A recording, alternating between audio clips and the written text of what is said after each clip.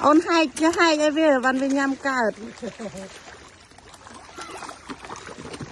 lẽ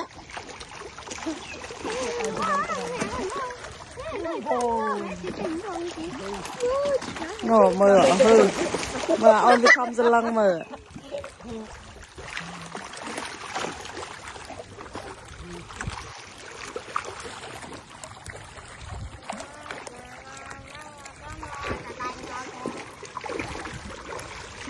lẹ công luộc nhâm á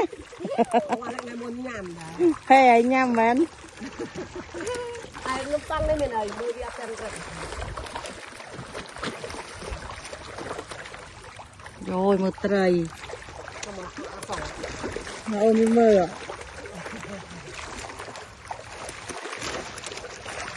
nó sọ đánh có sọ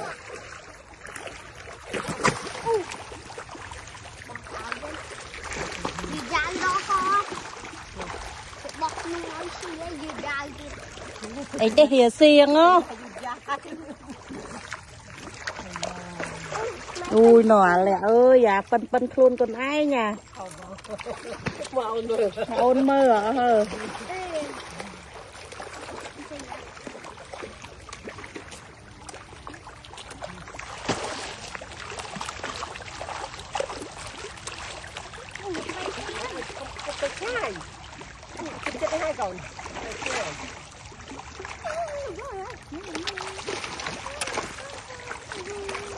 ui nó một thùng mà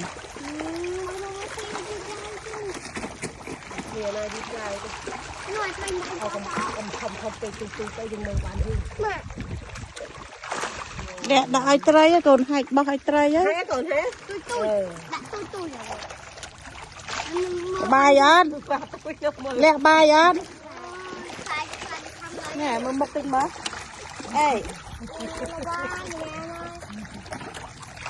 bỏ